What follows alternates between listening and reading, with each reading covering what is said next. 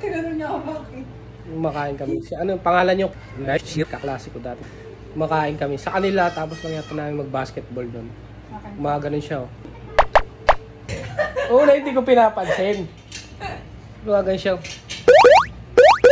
Medyo na ano na ako, naiilang na ako. Sabi ko, pre, ba't ka gumaganon? Nagtitinga ako, pre.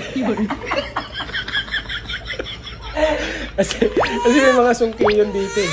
Sa taas ng ngipin niya. Ayos naman siya. Sige na, kain na kayo dyan. Sarap oh. Bus.